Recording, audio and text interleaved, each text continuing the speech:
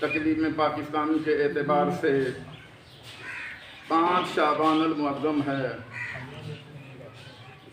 کل کا گزرا ہوا دن 4 شعبان میلاد عباس باوفا اور 3 شعبان المعظم کو میلاد مسعود امام حسین علیہ الصلوۃ والسلام۔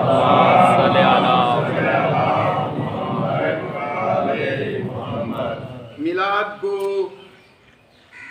ہم جشن کے عنوان و اعتبار سے منعقد کرتے ہیں۔ مولود 3 شعبان فرزند پیغمبر گرامی قدر امام حسین علیہ الصلوۃ والسلام کائنات میں وہ عظیم مولود ہیں، وہ عظیم شخصیت ہیں کہ جن کا میلاد عرش پہ اللہ نے منایا اور فرش پہ لوگ اپنے اپنے مزاج کے مطابق مناتے ہیں۔ 8 خصائص، 8 صفات، 8 خوبیاں میرے مولا کی وہ ہیں جو اس سے پہلے نہ کسی نبی کو ملی ہیں، نہ کسی امام کو، نہ اس کے بعد کسی اور امام کو۔ 3 خصائص آپ سنتے رہتے ہیں، 8 صفات جن کا اعلان اللہ نے کیا ہے۔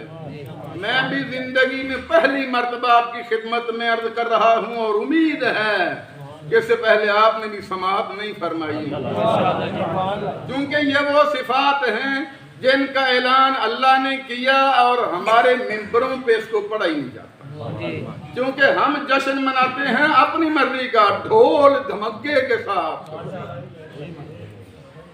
تھاپ کے ساتھ۔ تھاپ نہ ہو تو جشن ہی نہیں ہوتا۔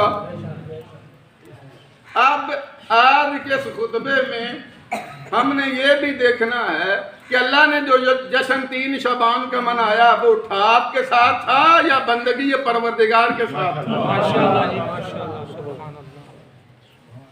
معاشرے میں کسی کی خوشی کو ہم خوشی مناتے ہیں تو اس کی مرضی کے مطابق، جیسا وہ ہو ویسا ماحول، جیسا مہمان ویسی خدمت۔ مہمان شوگر والا، خدمت نمک والی، اسے میٹھا نہیں دینا کیونکہ اسے میٹھا پسند نہیں ہے، میٹھا اس کے لیے نقصان دہ ہے۔ اور دنیا میں بندوں کی خواہش کا احترام کرتے ہو لیکن معصوم کی خواہش کا احترام نہیں کرتے۔ جشن معصوم کا، حرام زدگی اپنی مرضی کی۔ آپ تو بہت سلجھے ہوئے لوگ ہیں، نمازی ہیں، عقیدت والے ہیں، لیکن تھوڑا سا باہر جائیں تو معصوم کے جشن پہ بھی کنجریاں بھی آتی ہیں، ڈھول کی تھاپ بھی ہوتی ہے۔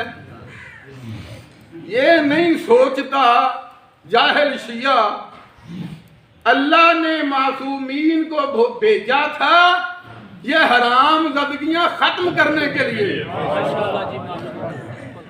وجود مبارک معصوم کو اللہ نے بھیجا تھا اس لیے کہ معاشرے میں میری سنت کو پیدا کرو۔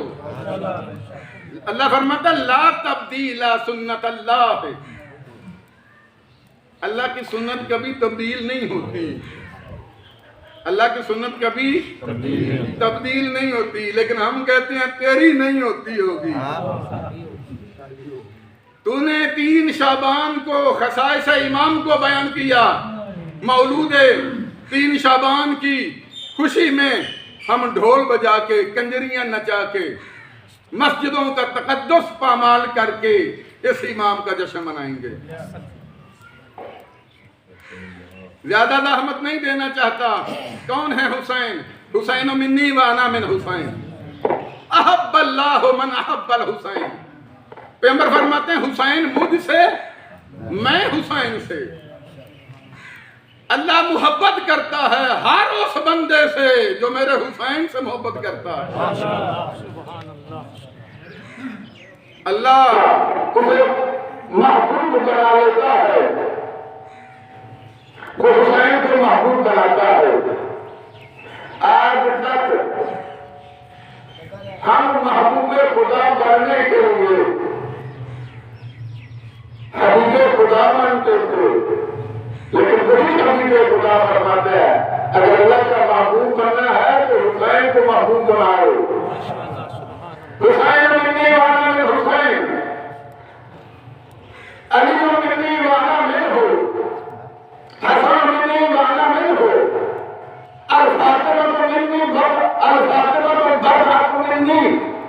اس سے پہلے شخصیات گزری، اللہ فرماتا علی ان سے میں اس سے زمین استعمال ہوئی ہے، علی منی وانا من ہو، علی ان سے ہم میں اس سے میں روح سے ہوں۔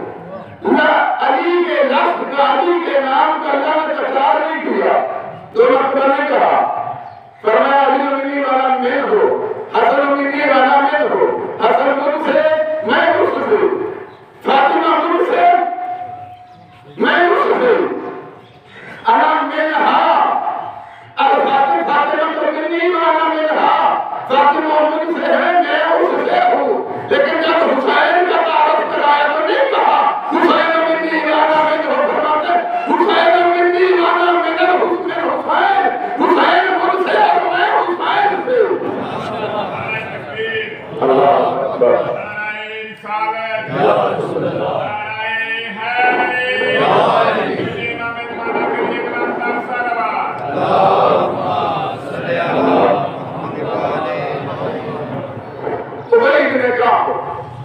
خدمت رسول اللہ میں موجود روایت کرتا ہے، میں خدمت رسول اللہ میں بیٹھا ہوا تھا، میرے دیکھتے دیکھتے 3 سال کا ایک بچہ آیا، 3 سال کا ایک بچہ آیا، پھر میں اس کے استقبال و احترام کے لیے ایک ہاتھ رکھا اس بچے کی گردن کے نیچے اور دوسرا ہاتھ رکھا اس بچے کی گردن کے نیچے، گوڑی کے نیچے، دونوں ہاتھ اس بچے پہ رکھ کے پھر فرماتے ہیں حسین منی وانا من حسین، فحب اللہ من حب الحسین، حسین من سے میں حسین سے، جو حسین سے محبت کرے اللہ اس سے محبت کرتا ہے۔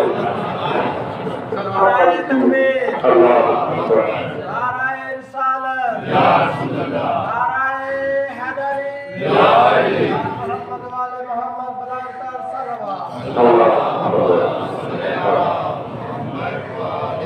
پھر ابی بن کعب روایت کرتے ہیں کہ پیغمبر خدا نے حسین سے پیار کیا، محبت کی، بوسے لیے، پھر فرماتے ہیں السلام علیکہ یا زین السماء والارض، سلام ہو میرا تجھ پہ جو زمین و آسمان کی زینت ہے۔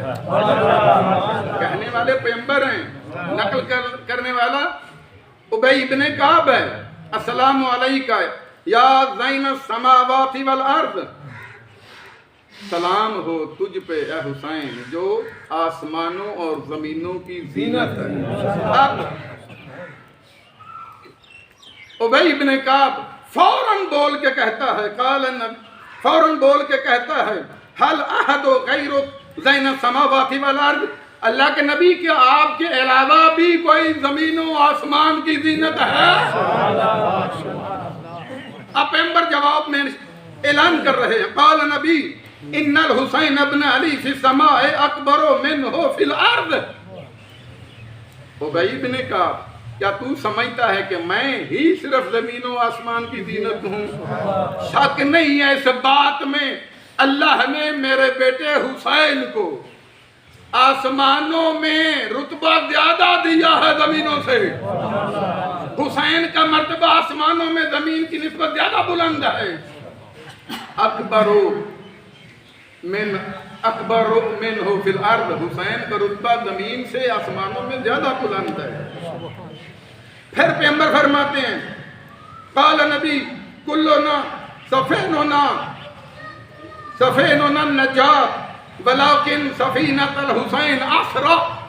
آج تک ہم نے ایک حدیث سنی ہے، ان الحسین سفینۃ النجات، حسین نجات کی کشتی ہیں، لیکن پیغمبر فرماتے ہیں ہم 14 کے 14، ہم سارے کے سارے نجات کی کشتی ہیں، لیکن حسین کی کشتی سب سے اسرع، زیادہ سپیڈ والی ہے۔ کشتی حسین وہ نجات کی کشتی ہے جو سب سے زیادہ سریع ہے، تیز ہے، جلدی جلدی پر شراب پار لگانے والی ہے۔ کشتیاں ہم سارے ہیں نجات کی، لیکن جو کشتی حسین کی ہے نا، اس کا مقابلہ شب معراج والی میری براق بھی نہیں کر سکتی۔ تو 8 خصائص حسینیہ عرض کرنے کی کوشش کر رہا ہوں۔ پہلے 3 جو آپ نے سنے ہیں وہ امام موسیٰ کاظم علیہ السلام میں ارشاد فرماتے ہیں۔ یہ 3 جو امام نے بیان فرمائے ہیں، آدم سے لے کے خاتم تک اور پھر علی سے لے کے مہدی تک، سوائے امام حسین کے کسی کو میسر نہیں ہے۔ میں کوشش کر رہا ہوں کہ جشن کی صفات عرض کروں۔ اب یہ 3 صاحب جشن کی کرامات، خصوصیات، فضیلتیں، کائنات میں ہر جگہ کی مٹی خاک کا کھانا اسلام میں حرام ہے، ہر مسلک میں، شیعہ سنی اہل حدیث ہر مسلک میں کسی بھی جگہ کی مٹی کو کھانا، ایون کہ پیغمبر خدا کی قبر کی مٹی کا کھانا بھی، اس میں کسی قسم کا شک و شبہ نہیں ہے۔ ہر جگہ کی مٹی کا کھانا اسلام میں حرام ہے، لیکن امام موسیٰ کاظم علیہ السلام ارشاد فرماتے ہیں الشفاء فی تربۃ الحسین،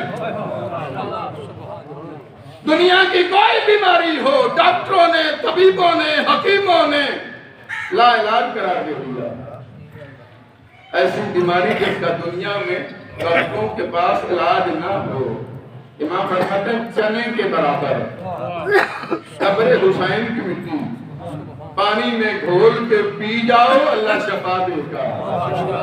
الشفاء فی تربۃ الحسین، اللہ نے شفا کو رکھا ہے قبر حسین کی مٹی میں۔ پھر امام فرماتے ہیں صرف قبر کی مٹی نہیں ہے، قبر کے اطراف 3 میل تک جہاں سے بھی مٹی کھاؤ گے پہلی صفت، پہلا اعزاز، پہلی خصوصیت، پہلا شرف، پہلی عزت، پہلی عظمت جو حسین کے علاوہ کائنات میں کسی نبی اور امام کو نہیں ملا۔ دوسری، بندہ مایوس ہو جائے، دعا قبول نہ ہو رہی ہو، تھک گیا ہو، دعائیں مانگ مانگ کے پوری نہیں ہوتی، ساتھ میں امام فرماتے ہیں استجابت الدعاء تحت قبۃ الحسین، اور دنیا میں دھتکارا ہوا انسان، بارگاہ الہیہ سے گھبرایا ہوا انسان، دعا قبول نہیں ہو رہی، مایوس ہو گیا ہے، تو نا امید ہو رہا ہے، جب دنیا میں نا امیدی لگنے لگے تو پھر جانا قبہ حسین کے نیچے، گنبد حسین کے نیچے، استجابت الدعاء تحت قبۃ الحسین، امام فرماتے ہیں گنبد حسین کے نیچے دعا مانگ، اللہ دعا کو رد نہیں کرتا۔ کون ہے حسین؟ حسین کے بچپن میں لوگ آگے خدمت امیر المومنین میں، یا علی، بارش نہیں ہو رہی، جب مصیبت پڑتی آتے ہیں ان کے دروازے پہ، پھر کہتے ہیں ایک جیسے، یا علی بارش نہیں ہو رہی، امام فرماتے ہیں بلاؤ میرے بیٹے حسین کو، بلاؤ میرے بیٹے حسین کو۔ لوگ کہتے ہیں یا علی آپ امام ہیں، دعا مانگیں، اللہ آپ کی دعا قبول کرے گا، آپ حسین کو طلب کر رہے ہیں۔ فرماتے ہیں اس لیے کہ حسین کے منہ سے نکلے ہوئے الفاظ کو اللہ رد نہیں کرتا۔ استجابت الدعاء تحت قبۃ الحسین، دعا قبول نہیں ہو رہی، جاؤ گنبد حسین کی نیچے دعا مانگو، اللہ قبول فرمائے۔ تیسری اور آخری ان تینوں میں کرامت امام، عظمت امام، الامامۃ فی ذریۃ الحسین علیہ السلام۔ اللہ نے امامت کو ذریہ حسن میں نہیں رکھا، اللہ نے امامت کو ذریہ مصطفیٰ میں نہیں رکھا، اللہ نے امامت کو ذریت حسین میں رکھا ہے۔ 9 امام جو قیامت تک آئیں گے وہ اولاد حسین سے ہوں گے۔ جس کے پیچھے مریم کا بیٹا نماز پڑھے گا وہ بھی سے حسین کا بیٹا ہوگا۔ یہ ہو گئی 3 وہ صفتیں جو امام موسیٰ کاظم علیہ السلام نے بیان کی ہیں۔ اب وہ 5 صفتیں آپ کی خدمت میں عرض کروں جو مجھے یقین ہے سے پہلے آپ نے سماعت نہیں فرمائی ہوں گی انشاءاللہ، کیونکہ یہ وہ ہستیاں ہیں جن کے فضائل بحر سمندر ہیں، جن کے فضائل سمندر ہیں، باہر ہیں۔ آج تک کوئی ان کے فضائل تک پہنچ ہی نہیں سکا۔ بس ہم تو اسی حدیث کو خوش ہو جاتے ہیں، پیغمبر فرماتے ہیں اگر کائنات کے درخت کلمے بن جائیں، کائنات کے سمندر روشنائی بن جائیں، جن و انس و ملائکہ لکھنے والے ہوں، جن و انس لکھنے والے ہوں، ملائکہ حساب کرنے والے ہوں، تو علی کے فضائل کا احاطہ نہیں ہو سکتا۔ ان کے فضائل کو ہم پہنچ ہی نہیں سکتے۔ یہ جہالت ہے، انہوں نے مننا ہے، انہوں نے سوچنا نہیں۔ اللہ نے اپنی توحید کو منوایا تو سوچ کے ساتھ، دلیل کے ساتھ، معرفت کے ساتھ۔ ہزارہ دلیلیں ہیں آپ کے ذہنوں میں اللہ کو ماننے کے لیے۔ یہ کائنات کا وجود اور کائنات کے نظام کا چلنا اللہ کی توحید کی بڑی واضح دلیل ہے۔ اللہ بلند ہے ان سے، اللہ خالق ہے ان کا، اللہ معبود ہے ان کا۔ جب وہ اپنی معرفت دلائل اور فکر اور عقل کے بغیر نہیں کراتا تو ان کی کیسے؟ یہ جہالت ہے، ان سے دور کرنے کا ایک ذریعہ ہے۔ ان کے بارے میں سوچو نہیں، ان کو ماننا ہے، سوچو کہ کافر ہو جاؤ گے، بغیر سوچے مانو گے تو کافر رہو گے۔ پہلے انہیں سوچنا ہے کہ اللہ نے انہیں اتنی عظمت دی ہے کہ ہم ان کی عظمت کو پہنچ نہیں سکتے، ہم ان کی حقیقت کو نہیں پہنچ سکتے۔ سوچنا ضرور ہے، بغیر سوچے ماننا تو پھر بتوں کو مان لو، پھر کتوں کو مان لو۔ ان کو مانتا ہی وہ ہے جو صاحب عقل ہو۔ بہرحال حدیث قدسی ہے، اللہ نے مولا حسین کے جشن پہ 5 پھول برسائے فضیلت امام حسین سے۔ اب اگر 2 منٹ اوپر بھی ہو جائیں تو عادت کے مطابق برداشت کر لینا۔ صلوات پڑھ لیجیے۔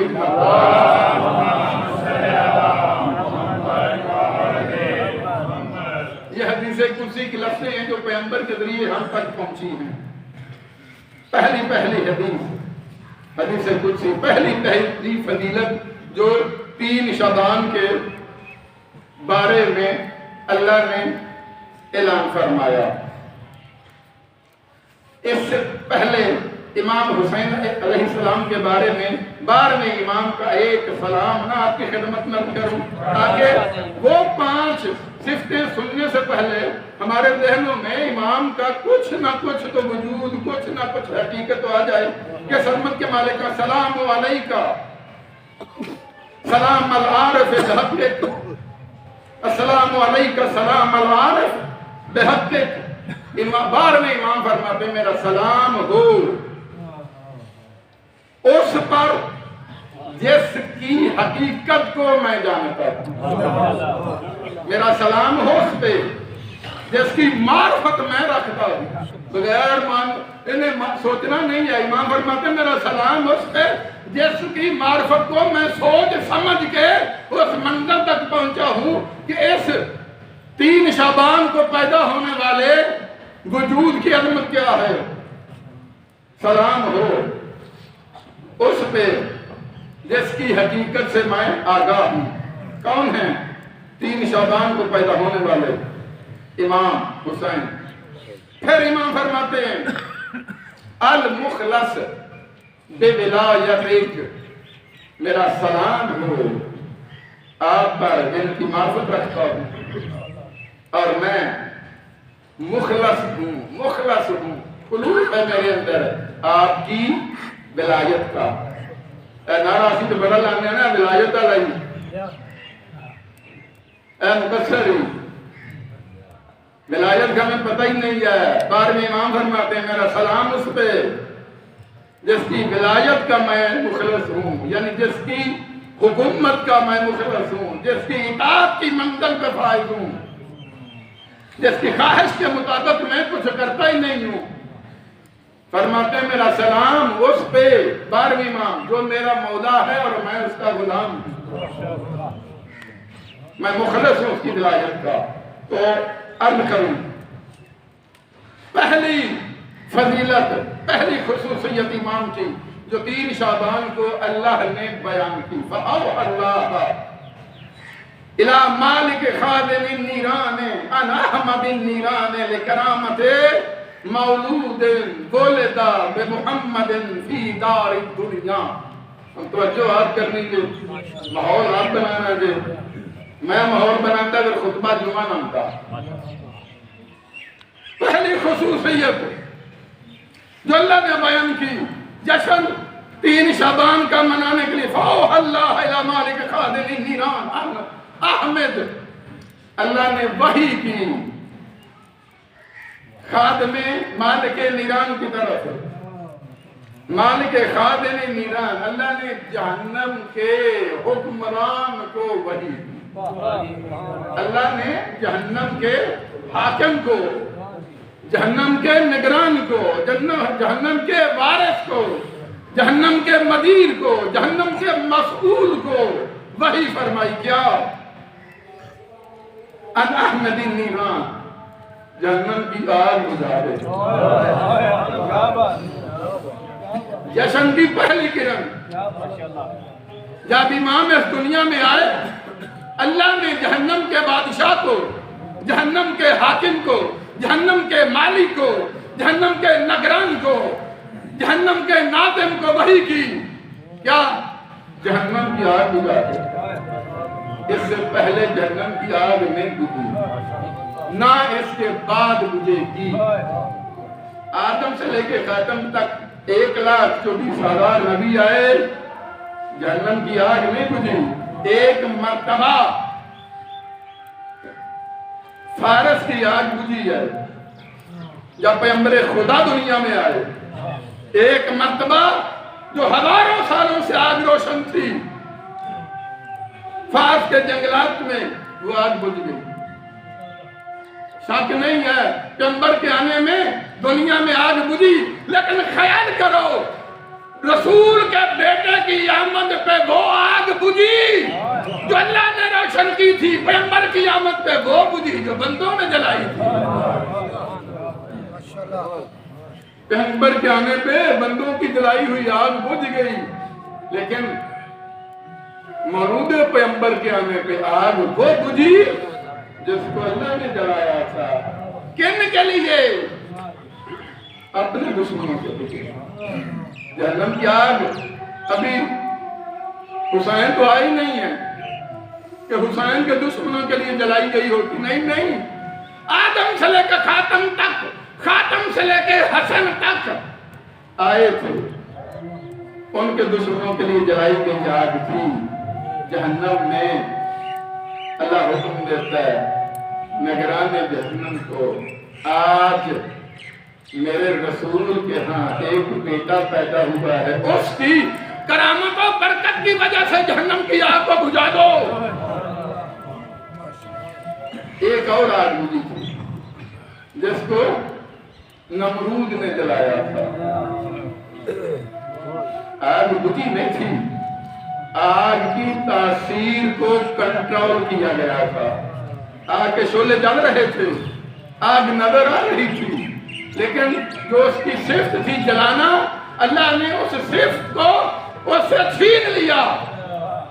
لیکن حسین کے لیے نہ صفت چھینی تھی، نہ دنیا کے بندوں کی جلائی ہوئی آگ بجھی تھی، وہ آگ بجھی جس کا جلانے والا خود خالق اللہ تھا، اور جو دشمن توحید و رسالت کے لیے جلائی گئی تھی بجھ گئی وہ آگ۔ حکم پروردگار ہے بجھا دو آگ اس کی کرامت اور برکت کے لیے جو آج میرے نبی کے ہاں پیدا ہوا ہے۔ مختصر کرتا چلوں، جب پیغمبر پیدا ہوئے تھے نا، جمعے کو پیغمبر پیدا ہوئے، سوموار کو پیغمبر کے تایا ابو لہب اس کی کنیر نے اسے خبر دی رسول کے پیدا ہونے کی۔ اس نے اپنے بھتیجے کی آمد کی خوشی میں اس کنیر کو آزاد کر دیا۔ نبی نہیں مانتا تھا، دشمن نے نبوت تھا، لیکن آنے والے کی خوشی میں کنیر کو آزاد کر دیا۔ اب اس کے لیے اللہ کیا کرتا ہے؟ ہر سوموار کو آگ نہیں بلتی جہنم کی، اسے جہنم سے نکال دیا جاتا ہے۔ جو معصوم سے محبت کرتا ہے، چاہے معصوم سمجھ کے، امام سمجھ کے، نبی سمجھ کے یا رشتہ دار سمجھ کے، اس کی نیکی کو بھی اللہ ضائع نہیں کرتا۔ اللہ نے فیصلہ کیا ہے کہ قیامت تک ہر سوموار کو ابو لہب کو جہنم سے نکالا جاتا ہے، سارا دن وہ عذاب جہنم سے محفوظ رہتا ہے۔ اسے بتایا گیا ہے، اب ہمیں سکھایا گیا ہے، دیکھو جو معصوم سے محبت کرتا ہے چاہے ایک لمحے کے لیے ہی ہو، میرے دربار میں وہ ضائع نہیں ہوتی۔ دوسری صرف امام کی وَأَوْحَى اللَّهُ إِلَىٰ خَازِنِ الْجَنَانِ أَنْ ذَخْرِ فِي الْجَنَانِ لِكَرَامَةِ مَوْلُودٍ لِمُحَمَّدٍ فِي دَارِ الدُّنْيَا۔ جنت کے نگرانوں کو، جنت کے دروگوں کو اللہ نے وحی کی ہے کہ جنت کو ڈیکوریٹ کرو، خوبصورت بناؤ، سجاؤ۔ کس کو؟ جنت کو۔ جنت تو پہلے سجی ہوئی ہے، بڑی خوبصورت جگہ ہو۔ لوگ مثال دیتے ہیں یہ جنت نما ہے، جنت جیسی ہے، حالانکہ وہ جنت جیسی نہیں ہوتی۔ جنتی جنت میں جائیں گے تو اللہ انہیں جنت کے پھل دے گا، سیب، کیلا، انار، انگور، کھجور وغیرہ وغیرہ وغیرہ کھائیں گے۔ کھانے کے بعد کہیں گے سورہ بقرہ میں موجود ہے، کھانے کے بعد کہیں پروردگارہ یہ تو ہم دنیا میں بھی کھاتے رہے، اب آگے پروردگارہ ہی نہیں نہیں نہیں، دنیا میں یہ نہیں، تم دنیا میں ان جیسے کھاتے تھے۔ جنت پہلے خوبصورت ہے، جنت جیسی دنیا میں کوئی مثال نہیں ہے۔ پھر بھی بڑا کوئی خوبصورت باغیچہ ہو، خوبصورت خطہ ہو تو لوگ دیکھ کے اس کی تعریف کرنے کے لیے کہتے ہیں یہ تو جنت نما ہے۔ تو جس کی مثال دیتے ہو، جس کی خوبصورتی دنیا میں نہیں ہے، اللہ اس کے نگرانوں کو حکم دیتا ہے اسے سجاؤ، اسے خوبصورت بناؤ، اسے ڈیکوریٹ کرو۔ کیوں؟ اس مولود کی برکت کی وجہ سے جو میں نے اپنے محمد کو دیا ہے، سجا دیا جاتا ہے، ڈیکوریٹ کر دیا جاتا ہے۔ جنت کو ان کے لیے، جنتیوں کے لیے ایک جملہ کہوں، آپ کی توجہ ہو تو فرق کر لو جشن میں بیٹھے ہو۔ جہنم کی آگ کو بجھانے کا حکم، جنت کو خوبصورت کرنے کا حکم۔ جنت میں کون ہے اس وقت؟ ملک یعنی ملائکہ، فرشتے، پورے ہی ہیں نا، فرشتے ہیں جن کو حکم اور ایسے سجاؤ۔ تو پتہ چلا حسین کے جشن میں وہ آتے ہیں، ملک ہوں، پورے ہوں، یا ملک نما ہوں یا حور نما ہوں۔ جہنمیوں کا تو کوئی کام ہی نہیں ہے نا درشن امام میں آنا، صلوات پڑھ لیجیے۔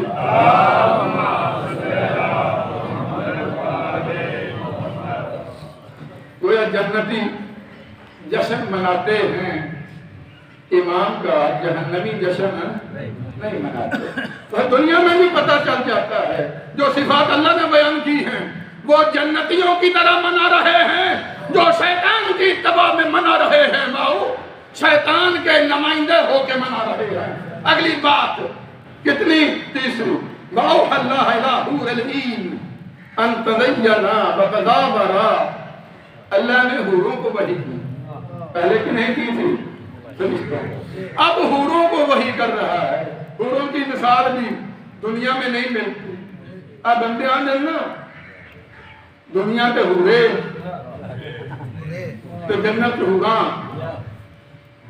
حوروں کی صفات اور فضائل اللہ نے قرآن میں بیان کیے ہیں، اتنی خوبصورت ہوں گی کہ وہ اگر پانی بھی پئیں گی تو وہ ان کی یہاں سے گلے سے نظر آئے گا، اتنی خوبصورت ہوں گی۔ ہاتھ جیسے پنجابی میں کہتے ہیں ہاتھ نایا نالیوں دیا، حوروں سے خوبصورت کوئی عورت نہیں ہے دنیا میں، جن کے دلوں میں محبت حسین ہے ان کو پورے ملیں گی۔ اپنی طرف سے نہیں کہہ رہا،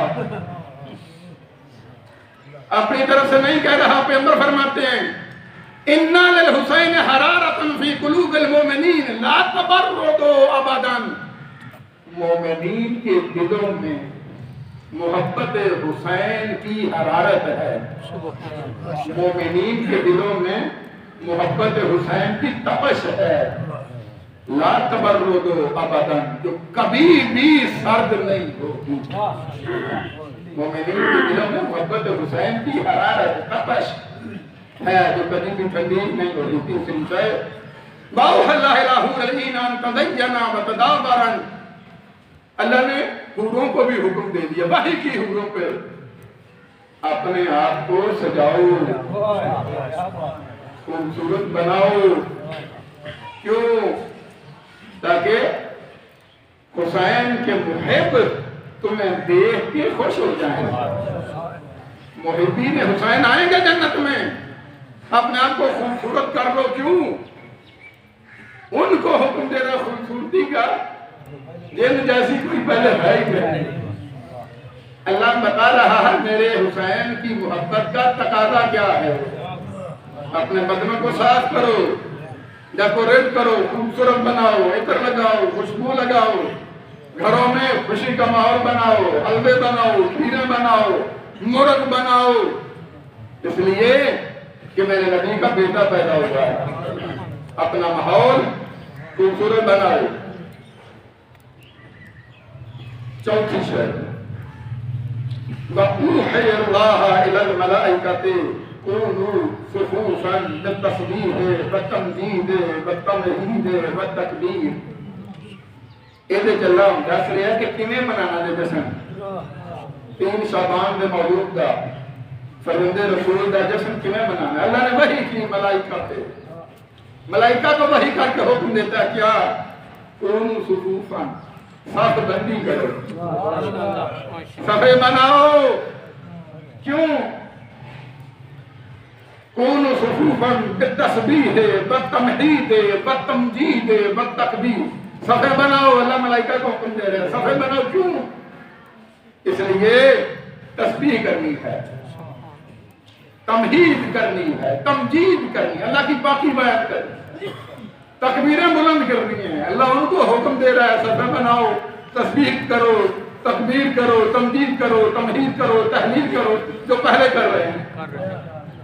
ملائکہ اعتراض کر سکتے ہیں پروردگارا یہ سارے کام تو ہم پہلے کر رہے ہیں، پھر صف بندی کا حکم کیوں؟ اب آنے پروردگار یہ پہلے تم صفحے بناتے ہو، پہلے تکبیریں بلند کرتے ہو، پہلے تکبیریں کہتے ہو، رکوع کرتے ہو، سجود کرتے ہو، قیام کرتے ہو، تمہید کرتے ہو، تحلیل کرتے ہو، تمجید کرتے ہو، لیکن پہلے محبت حسین کے بغیر تھا، اب محبت حسین کے ساتھ کرو۔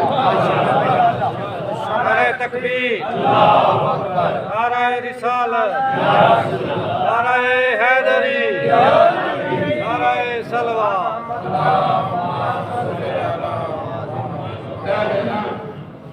جشن مناتے ہیں ٹول دی تھاپ دے انہوں دوبارہ نہیں لکھانی اللہ سے کرنا۔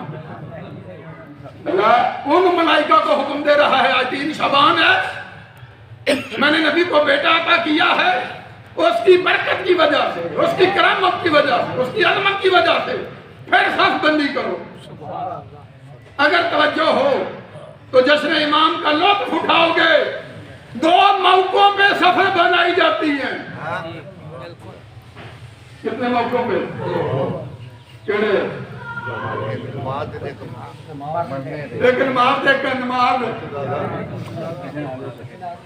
2 موقعوں پہ صفیں بنائی جاتی ہیں. یاد رکھو یہ جملہ. ایک اللہ کی عبادت کے لیے, دوسرا مثال دوں, کوئی مہمان آ جائے, حکومتی مہمان ہو, دولتی مہمان ہو, کسی ملک کا صدر ہو, کسی ملک کا وزیر اعظم ہو, کسی ملک کا کوئی آرمی آفیسر ہو, اسے گارڈ آف آنر پیش کرنے کے لیے, میرے بزرگ نہیں سمجھے, کوئی عظیم المرتبت مہمان آ جائے, اس کو سلامیاں دینے کے لیے 2 موقعوں پہ صفیں بنائی جاتی ہیں. اللہ کی نماز میں 2 موقعوں پہ صفیں بنائی جاتی ہیں. ایک اللہ کی بندگی, عبادت, نماز وغیرہ کے لیے, اور اللہ فرماتے اب صفیں بناؤ رسول کے بیٹے کو سلامی پیش کرنے کے لیے. 2 موقعوں پہ صفیں بنائی جاتی ہیں. ایک نماز, اللہ کی نماز کے لیے. اب اللہ فرماتا ہے میری نماز تو پہلے بھی پڑھ رہے ہو, میری تمجید, تمہید, تحلیل, تکبیر پہلے بھی کر رہے ہو, لیکن اس میں محبت حسین نہیں تھی. پتہ چلا وہ عبادت اللہ کو پسند نہیں ہے جس میں محبت حسین نہ ہو.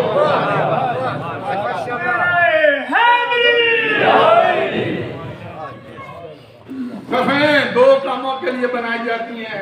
ایک نماز کے لیے اور ایک نماز کے لیے. اور نماز کے لیے دوسری نہیں. یہ وہ کہیں گے پہلی بھی نماز کے لیے, دوسری بھی نماز کے لیے, جو کہتے ہیں ہماری نماز امام پڑھ گئے. امام اپنی ذمہ داریاں نبھاتے تھے. بڑا خوبصورت جملہ تھا حضرت یوسف علیہ السلام کا یوسف نامے میں. جب انہیں ڈولی پہ سوار کیا جانے لگا, اتر کے کہتے ہیں نہیں, میں تو لوگوں کے کندھوں سے بوجھ اتارنے کے لیے آیا. امام اپنا بوجھ اتار رہے تھے, ہمارا نہیں. صرف ہمارے لیے یہ ہے کہ دل میں محبت ہوگی عبادات کے ساتھ, اطاعت الہیہ کے ساتھ, تو پھر وہ ہماری سفارش کریں گے. اگر ہم اطاعت الہیہ کی منزل پہ فائز نہ ہوئے تو آل محمد کبھی بھی ہماری سفارش نہیں کریں گے. اب اللہ نے بھی جشن منایا, جنتوں میں بندے بھی جشن مناتے ہیں. فرق خود دیکھ لیا کرو. اگر اس جشن میں عبادت گزار نظر آئیں, اس جشن میں عبادت کی جھلک نظر آئے, تو سمجھ جاؤ یہ حسینی ہے. اگر اطاعت پروردگار کی مخالفت میں, اطاعت الہیہ کی مخالفت میں, محبت اہل بیت کی مخالفت میں وہ لوگ گزر رہے ہوں, سمجھ جاؤ. کربلا میں 2 فوجی تھے, نمازیں دونوں پڑھتے تھے. نمازیں دونوں پڑھتے تھے, روزے دونوں رکھتے تھے, زکاتیں دونوں دیتے تھے. لیکن ایک محبت حسین پہ فائز تھے اور دوسرے اطاعت یزید پہ فائز تھے. یہی فرق ہمارے جشنوں میں بھی نمایاں نظر آ جاتا ہے. اگر ہمارے جشن اطاعت اہل بیت, محبت اہل بیت میں ہوں تو پھر یہ ساری صفتیں ہمارے لیے. اگر اپنی مرضی کا ہو, جن چیزوں سے اہل بیت منع کرتے ہیں, پہلے تو صرف ہم اپنی خوشیوں میں یہ ناچ گانا رکھتے تھے. بیٹا پیدا ہو گیا, اللہ نے نعمت دی تو ہم نے کنجر بلا لی, اے خسرے نہیں ہوتے تھے کنیا کر بیٹا ہوا جی. وہ جس نے بیٹا دیا ہے, بیٹا ہونے پہ اس کا شکر ادا کر, دعا کر, خالق سے اہل بیت کا, اسے حسین کا سپاہی بنا. کنجر بلا لیتے ہیں, خسرے نکال لیتے ہیں, ڈھول والے آ جاتے ہیں. یہ ساری کی ساری کافروں اور مشرکوں کی رسمیں تھیں جو پہلے ہم نے اپنی اولاد کے ساتھ جوڑی تھی. بیٹا پیدا ہوا تب, بیٹے کی شادی کی تب, لیکن اب تو آدمی ہو گئی. ہم نے معصوم کے ساتھ بھی کنجروں کو جوڑ دیا ہے۔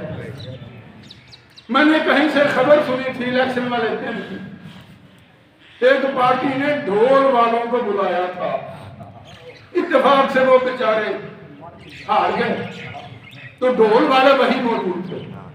پھر دوسری پارٹی نے ان کو فون کیا جن کے خیال میں تھا کہ ہم نہیں جیتیں گے، اتفاق سے لوگوں نے ووٹ دیے اور ایمانداری سے ان کی گنتی ہو گئی، وہ جیت گئے۔ فون کرتے ہیں یار آؤ نا، خیبر والی میں مثال ہے، مثال ہے، آؤ نا گجرانوالے میں، آؤ نا وزیر آباد میں، کیا کرنا ہے، ہم جیت گئے ہیں، ڈھول بجانا۔ وہ کہتے ہیں یار پریشان ہو، ہم تو پہلے ہی گئے۔ تو بہرحال پہلے تو ہم اپنی رسموں میں، اپنی خوشیوں میں کنجروں کو شامل کرتے تھے، اب حد ہو گئی ہے ہماری جہالت کی۔ ہم ایسے سیاح ہیں کہ معصوم کی خوشی کے ساتھ کنجروں کو جوڑ کے پھر اشتہار کی زینت بنا دیتے ہیں۔ زیر سرپرستی لکھا تھا نا شام کلندرا، زیر سرپرستی سرکار قائم آل محمد، بلانا کنجروں کو، ہونا ہو گجرا، بدنے ہو ڈھول، اور پھر لکھ دیا جائے زیر سرپرستی سرکار قائم آل محمد۔ پھر پورے مذہب کی بدنامی کا ذمہ دار نہیں بن رہا میں، لوگوں کو یہی بتا رہا ہوں کہ ایسے گندے کاموں کی سرپرستی بار میں امام کر رہا ہے، نعوذ باللہ۔ یہی پیغام جائے گا نا، تو پھر کم از کم اپنی مرضی کے کنجر بلاؤ، لیکن معصوم کو معافی دو، معصوم کو بخشو، مسجدوں کو بخشو۔ یہ کنجر خانہ شروع کرنا تو اپنے گھروں سے کرو، مسجدوں سے نہ کیا کرو۔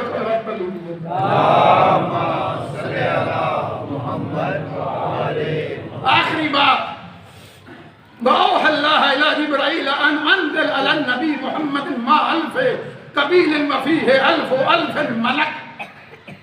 پہلے اللہ نے ملائکہ تو وحی کی، خازن جنت کو، خازن جہنم کو، حوروں کو، اب اللہ وحی کرے صرف ایک ملک کو، صرف جبرائیل کو۔ وحی کیا ہے؟ ان انزل علی النبی محمد، نازل ہو جا، اتر جا، پہنچ جا، چلا جا میرے نبی محمد کی خدمت۔ اب 3 شعبان کی بات کر رہا ہوں، ذہن میں رکھو کیسے جانا ہے۔ اللہ فرمائے ما الف قبیل، 1000 قافلوں کے ساتھ، 1000 قافلوں کے ساتھ۔ قافلہ کتنا ہونا چاہیے توجہ کیجیے گا، وفیہ الف ملک، جس میں 1,00,000 فرشتہ ہو ہر قافلے میں۔ 1000 قافلہ لے جا، ہر قافلے میں 1,00,000 فرشتہ ہو، کتنا بڑا جلوس ہوگا، کتنا بڑا جلوس ہوگا، جس کی سرداری کر رہا ہے جبرائیل۔ اب کیا ہوا؟ جبرائیل گزرا کیسے؟ یلقی علی حبول مسرج ملجما۔ جبرائیل یہ لشکر لے کے پیدل نہیں جانا، اس کا مطلب ہے پہلے جبرائیل جتنے بھی نبیوں کے پاس جاتا، رسول اعظم کے پاس آتا، پیدل آتا تھا، مشی کرتا تھا۔ اللہ فرماتے ہیں آج پیدل نہیں جانا۔ کیوں؟ ممکن ہے اللہ کو دیر پسند نہ ہو کہ بیٹا تو میرے رسول کے ہم پیدا ہو گیا، میری مبارک بادی میں دیر نہ ہو جائے۔ کیسے جانا ہے؟ یلقی علی حبول مسرج ملجما، ذوالجناحوں پہ جانا ہے، گھوڑوں پہ جانا ہے۔ کیسے؟ ان گھوڑوں کو ڈیکوریٹ کرو، زیور پہناؤ۔ اللہ نے حکم دیا تھا جو گھوڑے حسین سے منسوب ہو جائیں کو ساتھ نہ لے جانا، ان کو جنت کی زینتیں پہناؤ، ان کو جنت کے زیور پہناؤ، وہ گھوڑا بھی سجے دجے ہوں۔ آج اگر 10 محرم کے لیے گھوڑا منسوب کر دیا جائے حسین کے ساتھ تو اس کو سوارنا یہ کوئی عبث نہیں ہے، یہ کوئی بدعت نہیں ہے، یہ تو سنت پروردگار ہے۔ اللہ نے جب کروڑوں اربوں میں گھوڑے بھیجے تو حکم دیا تھا اس کو سجا کے جاؤ، زینتیں پہناؤ، زیور پہناؤ، گھوڑے سجاؤ، زینت دو ان گھوڑوں کو، پھر گھوڑوں پہ سوار ہو کے فخری انداز میں جاؤ۔ جب جبرائیل گزر رہا تھا آسمانوں سے زمینوں کے لیے، ایک جزیرہ اول پہ جب پہنچے تو ایک فرشتہ تھا، آخری بات ہے میری، جو 700 سال سے عطاب الہی میں مبتلا تھا۔ 7 سال، 700 سال، 700 سال، کتنے نبی آئے ہوں گے 700 سال؟ پیغمبر خدا بھی آئے، جناب سیدہ بھی ہیں، امیر المومنین بھی آئے، حسن مجتہدہ بھی آئے، لیکن اسی کی داد رسی نہیں ہوئی۔ اس فطرت کی مشکل کشائی، مشکل کشا بھی گزر گئے لیکن مشکل کشائی نہیں ہوئی۔ جبرائیل اس لشکر کے ساتھ گزر رہا ہے، جزیرہ اول سے فطرت نے دیکھا، فوراً بول کے کہتا ہے یا اخی جبرائیل حل قامت القیامہ، او میرا جبرائیل کیا قیامت آ گئی ہے؟ کیونکہ اس سے پہلے اتنا بڑا لشکر دیکھا ہی نہیں تھا۔ او میرا بھائی جبرائیل کا قیامت آ گئی ہے، تو جبرائیل نے کہا ہوگا قیامت نہیں آئی، شفیع قیامت آیا ہے۔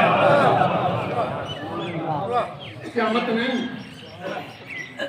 شافیع یوم قیامت آیا ہے۔ پھر فطرت نے نہ رہ سکا، پھر کہتا ہے اذا وصلتم الی محمد سلم علیہ، جب تم پہنچو خدمت رسول میں تو میرا بھی سلام کہہ دینا۔ پھر رک گیا جبرائیل، ٹھہرو، ایسے نہیں، وَقُلْ لَهُ أَنْ يَدْعُونِي، اور اسے کہنا کہ میرے لیے دعا کرو۔ کیا دعا؟ أَنْ يَرْجَ اللَّهَ لِي أَجْنِحَتِي، کہ اللہ مجھے 2 پر عطا کرے۔ کہتا نہیں جبرائیل مہربانی کر انج نہ جا، فوراً بول کے کہتے ہیں یا جبرائیل احملنی، میرا پیغام نہ لے جا، جبرائیل انج نہیں، ٹھہر جا، مجھے بھی اٹھا کے لے جاؤ، احملنی، مجھے اٹھاؤ، اٹھا کے لے جاؤ۔ جبرائیل نے اللہ سے نہیں پوچھا، جو پابند ہے مرضی پروردگار کا، جو اپنی مرضی سے کچھ نہیں کرتا، وہ جو وحی الہی اپنی مرضی سے لکھتے تھے، جنہیں دنیا قاتل وحی کہتی ہے، جنہیں مجھے نہیں پتا، اپنی مرضی سے ایک لفظ بدل دیتے ہیں، پیغمبر ملک بدل کر دیتے۔ جبرائیل جو امین وحی ہے، مرضی الہی کا تابع ہے اور رموز الہی کو سمجھنے والا ہے، اس نے کہا مجھے لے جا، اللہ سے نہیں پوچھا۔ باخدا ذمہ داری سے، بہار کے الفاظ ہیں، علامہ باقر مجلسی الرحمن نے امام حسین کی ولادت کے باب میں لکھے ہیں، جبرائیل نے اللہ سے نہیں پوچھا۔ کیوں؟ اس لیے جانتا تھا آج حسین کی مرضی اللہ کی مرضی ہے۔ اٹھا لیا، لے گئے، ہر فرشتے نے مبارک دی، صرف فرشتوں نے مبارک نہیں دی، کائنات کے ہر مخلوق نے مبارک دی۔ جب آئی نا باری فطرت کی، مبارک دی، خود کہتا اللہ کے نبی 700 سال سے عذاب الہی میں مبتلا ہوں، دعا فرمائیں اللہ میرے پر مجھے سلامتی کے ساتھ واپس کرے۔ اب توجہ کریے گا، اللہ کے نبی نے دعا نہیں فرمائی۔ بہار میں 3 فرشتے ہیں، فطرت، سلسائیل، سلاسیل، جو عذاب الہی میں مبتلا تھے۔ ایک جملہ کہوں گا، ایک نے کہا دعا کیجیے، دوسرے نے کہا دعا کیجیے، تیسرے نے کہا دعا کیجیے۔ اللہ کے نبی نے پہلے کے لیے حسین علیہ السلام کا واسطہ لے کے دعا کی، دوسرے کے لیے وجود حسین سے مس کیا، اسے شفا ملی، تیسرے کے لیے نہ دعا کی نہ وجود امام سے مس کیا۔ فرماتے ہیں لاؤ میرے حسین کا گہوارہ، انگوڑا جھولا لے آؤ میرے حسین۔ فطرت کو جلے ہوئے، فطرت سے جلے ہوئے بدن کو میرے مولا کے گہوارے سے مست کیا۔ اب دنیا کی عدالتوں کی مثال دے کے آپ کی زحمت کو تمام کروں، سزا دے دے سپریم کورٹ، اس کے بعد اپیل کا کیا؟ سیشن کورٹ کے بعد حق ہے ہائی کورٹ، ہائی کورٹ کے بعد حق ہے سپریم کورٹ، سپریم کورٹ کے بعد اختیار ہے صدر مملکت کو۔ اب سوشل میڈیا پہ رولا نہیں پڑا ہوا، صدر مملکت کو اختیار ہے، بانی ہے، پی ٹی آئی کی ساری سزائیں مطلع کر دیں۔ سزا کہاں اٹھی فطرت کو؟ اس دنیا میں مجرم ہو پاکستان کا، ایران معاف کر دے، اختیار ہے نا؟ پاکستان مانیں گے مجرم ہمارا، تمہیں کیا اختیار ہے؟ اس کو سزا ہو گئی سیشن کورٹ سے، ہائی کورٹ سے، سپریم کورٹ سے، سزا اس دنیا میں ہوئی، معافی مل رہی ہے اس دنیا میں۔ اور فرزند رسول حسین علیہ السلام نے دربار پروردگار کے سزا یافتہ کو، عدالت الہیہ کے سزا یافتہ کو اس دنیا میں معاف کر کے بتا دیا، کائنات خدا کی مملکت کا شہنشاہ حسین ابن علی۔ بسم اللہ الرحمن الرحیم، انا اعطیناک الکوثر فصلی لربک وانحر، ان شانئک هو الابتر۔